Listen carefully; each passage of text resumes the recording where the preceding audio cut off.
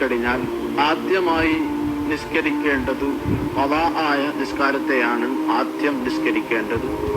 പിന്നീടാണ് ഇപ്പോൾ അദാ ആയ നിസ്കാരത്തെ അവൻ നിസ്കരിക്കേണ്ടത്. അതിൽ തന്നെ നാം ശ്രദ്ധിക്കേണ്ടത്, കാരണം കൊണ്ട് നഷ്ടപ്പെട്ട നിസ്കാരമാണെങ്കിൽ ആ സമയത്ത് സുന്നത്തിനെക്കാട്ടിലും ആ സമയത്തുള്ള റവാത്തിബ് സുന്നത്ത് നിസ്കാരത്തെക്കാട്ടിലും ഫർദ് നിസ്കാരത്തെ മുന്തിക്കൽ സുന്നത്താണ്.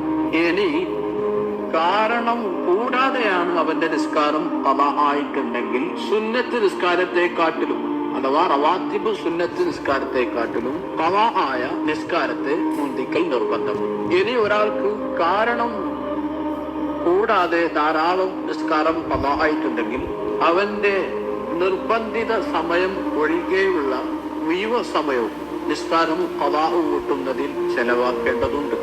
ഇനി ഒരാൾക്ക് നിസ്കാരം കാരണം കൊണ്ടും കുറെ നഷ്ടപ്പെട്ടിട്ടും കാരണം കൂടാതെ നഷ്ടപ്പെട്ടിട്ടുമുണ്ടെങ്കിൽ അവിടെ കാരണം കൂടാതെ നഷ്ടപ്പെട്ട നിസ്കാരത്തെ ആദ്യം നിസ്കരിക്കുകയും പിന്നീട് കാരണം കൊണ്ട് നഷ്ടപ്പെട്ട നിസ്കാരത്തെ പിന്നീട് നിസ്കരിക്കുകയും ചെയ്യണം. അതാണ് അതിന്റെ രീതി. ഇനി എല്ലാം കാരണം കൊണ്ടാണ് നഷ്ടപ്പെട്ടെങ്കിൽ നിസ്കാരത്തിന്റെ തർത്തീബ് അനുസരിച്ച് അതിന്റെ വൈക്ക്